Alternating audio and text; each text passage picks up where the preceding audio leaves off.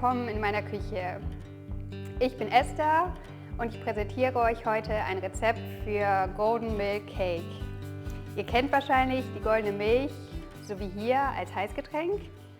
Das Getränk kennt ihr vielleicht, aber garantiert habt ihr das Getränk noch nicht als Kuchen genossen. Dieser Kuchen ist genial, es ist eigentlich ein normaler Rührteig, aber optisch macht er sowas von was her, denn die gelbe Farbe sieht einfach angerichtet wunderschön aus. Es schmeckt super aromatisch durch die ganzen Gewürze und wie gesagt, er ist im Handumdrehen gemacht. Es ist ein einfacher Rührteig, der wandert gleich in die Gugelhupfform und ich würde sagen, wir legen direkt los. Für den Golden Milk Cake braucht ihr eigentlich nicht viele Zutaten. Ihr benötigt Mehl, am liebsten Dinkelmehl, etwas Zucker, Milch, gerne auch Pflanzenmilch, 5 Bio-Eier, dann etwas Salz, frisch gemahlener schwarzer Pfeffer, Zimt, dann natürlich die wichtigste Zutat, die dem Kuchen auch die Farbe verleiht, Kurkuma, entweder frisch oder wie hier einfach gemahlen, dann etwas Honig, Ingwer, frisch gerieben, etwas Backpulver, Butter und meine Geheimzutat, das Kokosöl. Und schon können wir ran an die Rührschüssel. Dafür muss ich meinen Drink jetzt leider erstmal zur Seite stellen. Wirklich lecker. Zunächst machen wir uns an den Teig. Dafür nehmen wir das Mehl. Wie gesagt, ihr könnt Weizenmehl nehmen, gerne aber auch Dinkelmehl. Das sind hier 375 Gramm. Die kommen erstmal in eine große Schüssel.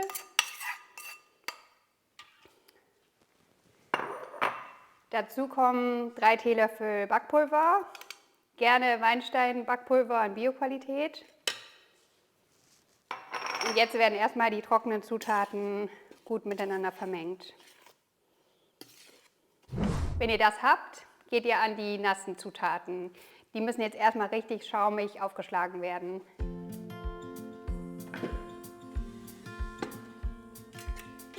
Dafür brauche ich natürlich mein Lieblingsgerät, die KitchenAid. Wir starten mit der Butter. Dafür brauchen wir 250 Gramm. Diese Butter sollte möglichst weich sein, damit sie sich auch gut verarbeiten lässt und im Teig keine Klümpchen entstehen. Ich mache hier nochmal kleinere Würfel draus, damit die Küchenmaschine die Butter auch wirklich schön schaumig aufschlagen kann. 250 Gramm hört sich vielleicht erstmal viel an, aber in einem großen Gugelhupf ist das eigentlich nicht der Rede wert. Außen wissen wir alle, Butter schmeckt einfach sehr, sehr lecker. Wir geben die Butterwürfel rein und geben jetzt erstmal den Zucker dazu. Das hier sind ungefähr 190 Gramm.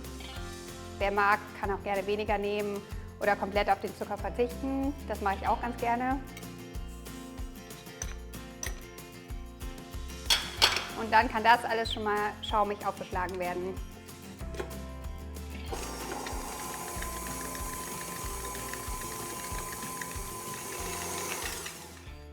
Während die Maschine hier schon mal ihre Arbeit verrichtet, kann ich schon mal den Ingwer reiben. Dafür habe ich hier so ein kleines, ungefähr daumengroßes Stück.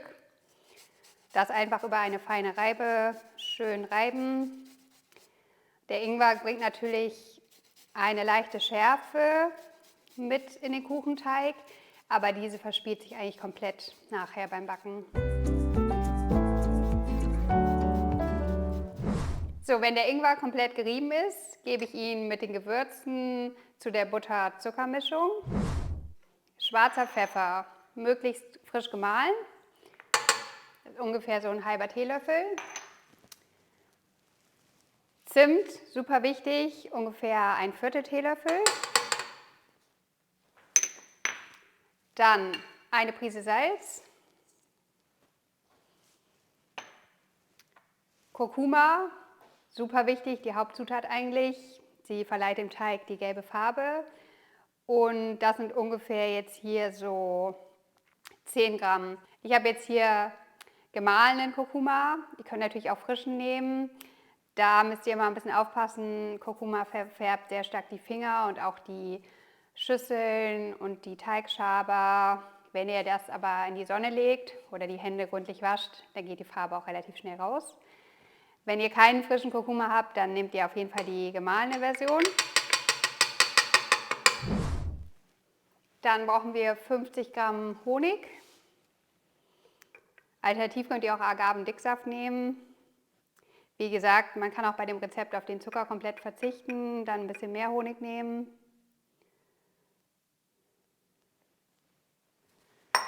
Meine Geheimzutat, die auch in keiner Golden Milk bei mir fehlen darf, ist so ein bisschen Kokosöl. Das sind jetzt hier ungefähr so 2 Teelöffel. Ich liebe einfach diese exotische Note von Kokos und ich habe das Gefühl, dass der Teig dadurch auch noch geschmeidiger wird. Jetzt kommen 8 Esslöffel Milch dazu. Ich nehme am liebsten Pflanzenmilch, weil ich auch bei dem klassischen Golden Milk Rezept immer Pflanzenmilch, am liebsten Hafer oder Mandel nehme. Wer mag, kann natürlich auch normale Kuhmilch nehmen. Ich setze jetzt hier aber auf die pflanzliche Variante und gebe diese Milch zum Teig.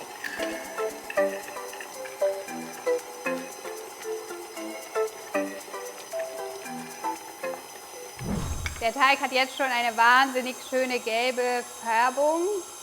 Also ihr könnt euch vorstellen, nachher nach dem Backen sieht das wirklich toll aus. In der Zwischenzeit kann ich schon mal den Backofen vorheizen auf 160 Grad Umluft.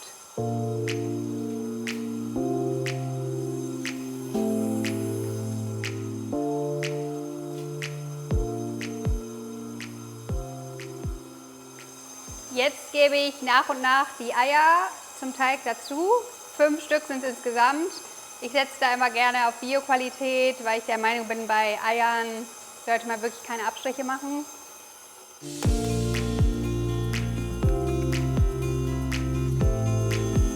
Wichtig ist, die Eier wirklich nach und nach dazu zu geben, damit der Teig wirklich sehr homogen wird.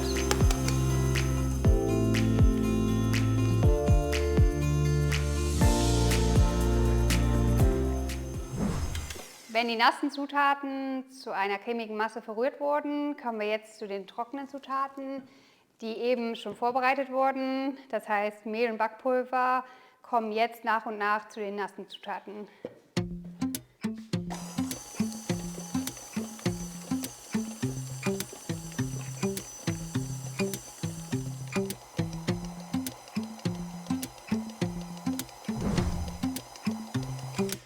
Der Teig hat jetzt die perfekte Konsistenz und ich kann schon die Form vorbereiten.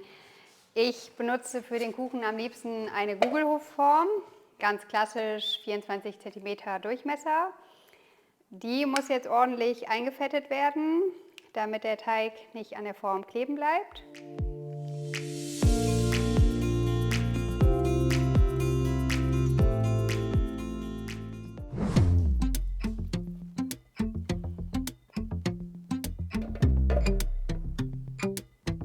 So, schön gleichmäßig verteilen, dass überall auch Teig ist.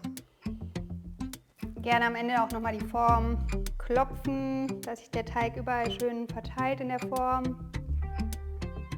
Aber der Teig ist super geschmeidig, perfekte Konsistenz, absolut begeistert. Die Farbe spricht sowieso für sich. So. Ich verstreiche das jetzt hier noch mal ein bisschen, damit wirklich überall Teig ist in der Form, auch alles schön gleichmäßig ist, sich keine Luftbläschen bilden, der Kuchen schön hochgehen kann.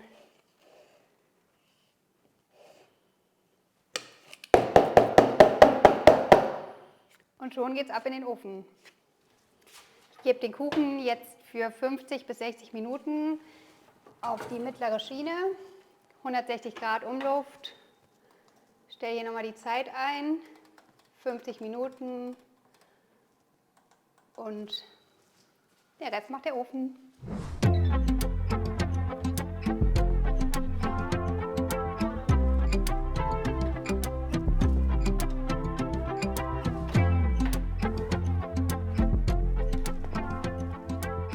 Außen leicht gebräunt und von innen sieht man schon die hellgelb leuchtende Farbe. Ich lasse den Kuchen jetzt 10 Minuten in der Form kurz abkühlen.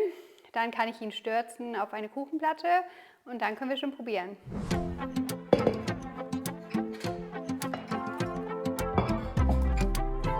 Das fühlt sich schon besser an.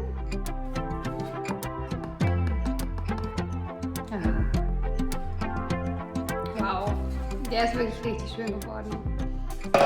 Ich habe mir jetzt noch ein bisschen Puderzucker parat gestellt.